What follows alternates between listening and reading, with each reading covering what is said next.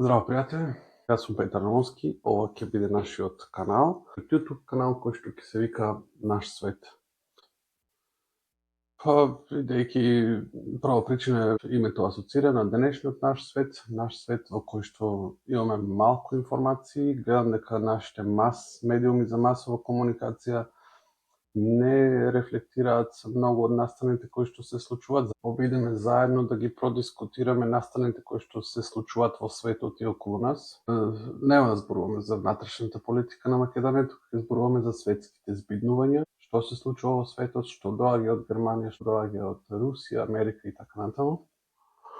Наш свет исто така затоа што тоа е малку носталгично. Тоа беше едно списание од поранешните времења, кога ние како помлади тоа го асоциравме на еден весник кој што е прилагоден и кој што е наменет за нас. Затоа нашиот канал ќе се вика Наш свет. Наш свет со Петар Новски. Затоа, стандардните пораки да се претплатите, таму да стиснете звонче, како што би можеле во иднина да ги добивате видеата кои што ќе ги правиме. Денешното видео е посветено денес на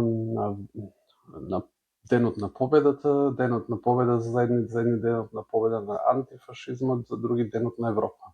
За денес, 9 мај, се задржам повеќе на Денот на победата, кој што секоја година Руската Федерација го одржува доста помпезно во Москва.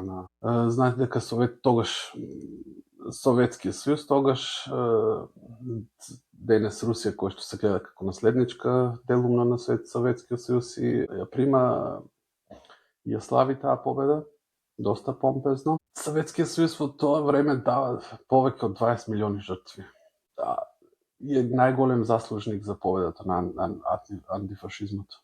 Иако денес гледаме дека и некои други чинители на светската политика сакаат да си припишат за себе, имаат заслуги дека тие учествувале во победата над нацистичка Германија. Денешниот ден е малку преплетен, за едните е Ден на Европа, за другите е Ден на победа над Денот на победа. Гледам дека во Македонија се обидува да се направи еден шпагат и двата денови. Гледам дека има некои представници и од власта и од други чинители од јавниот живот во Македонија кои што учествуваат на прославите на Денот на победата, заедно со руски представители кои што положуваат цвеќиња, но прелиминарно тоа е поважна активност е присуството на владата заедно со представниците од Европската унија кои што го слават Денот на Европа.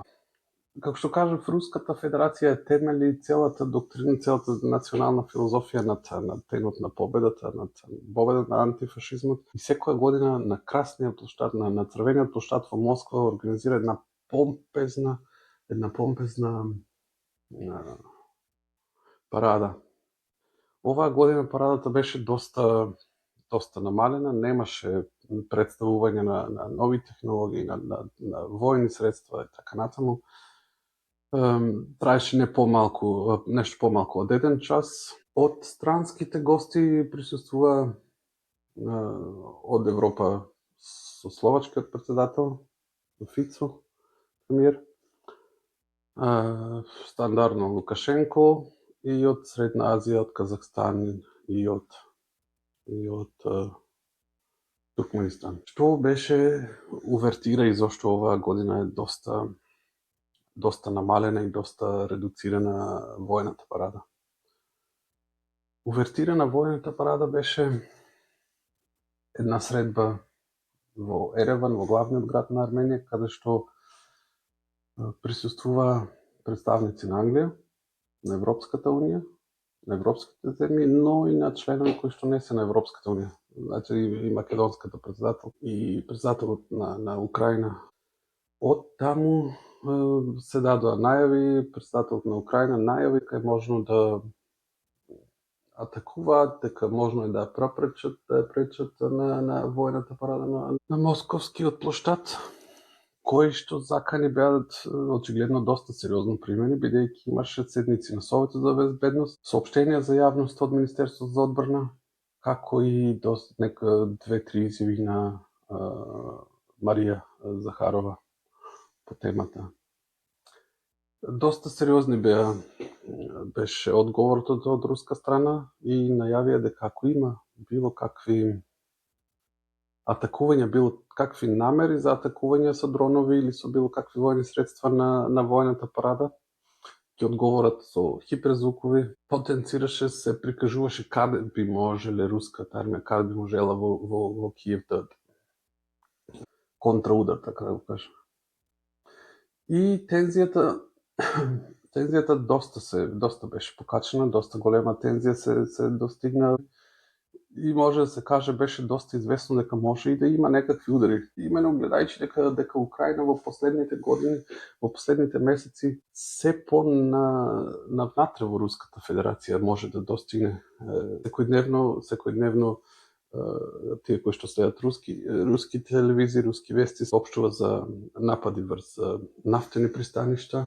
Беше атакувано на неколку пати нафтеното пристаниште на близост до Санкт Петербург, каде што се полнат танкерите со нафта. Украина успеваше да дојде до таму со дронови преку Балтичките држави, преку Естонија, Летонија, Литванија. Но исто така секојдневно дека се затварат аеродромите, особено во Ростов и натаму во Русија. Но и имаше и проби за напади на терминалот на Црното море. И Собјанин од Москва секојдневно соопштуваат за напади врз Москва, а пред неколку дена беше ударање на луксузна зграда во Москва. Луксузна зграда во еден луксузен квартал беше ударена со украински дрон, како најава дека можат да достигнат и до Москва. Затоа темата беше доста сериозно принот од руска страна. Како што кажав, имаше официјални соопштенија од Министерството за одбрана и од Марија Захарова со закане да им реципрочно ќе одговорат со хиперзвукови ракети, тоест не со балистички, туку со хиперзвукови ракети кои што се со можност за управување. Тие ги поседуваат и левите кинџали и кои што може да ги истрелат од растојание од околу 300 километри. Денес на денешната парада беше доста скромна парада, помалку од час. До сега, претходните години, говорот на Путин беше доста маркантен, доста продолжителен, зборуваше за разни теми на парата, доста воинствен и така натаму. Денес беше доста умерен, без многу воинствени најави. Кратко само се осврна на специјалната војна. Но самата војна парада учествува само војници од Северна Кореја, од странските војници, само војници од Северна Кореја видов. И како што кажав, само Фицо беше од Европа и Казахстан, Туркменистан и Лукашенко, председателите на тие земји. Доста скратена верзија на војната парада. Германскиот печат ја проследи со малку исмевање. Претходеа малку и пред 2-3 дена излезе Шпигел од германските списанија кои што соопшти дека се сопрени акредитивите, не му се дадени акредитиви на АРД, CDF и другите германски медиуми кои што најавиле учество, не му се дадени акредитиви на кои што пак излезе Марија Захарова исто и кои што ги демантира таквите. Мала препратка, мали закачки од германските медиуми и руските медиуми. Денешните медиуми во Германија излегуваат со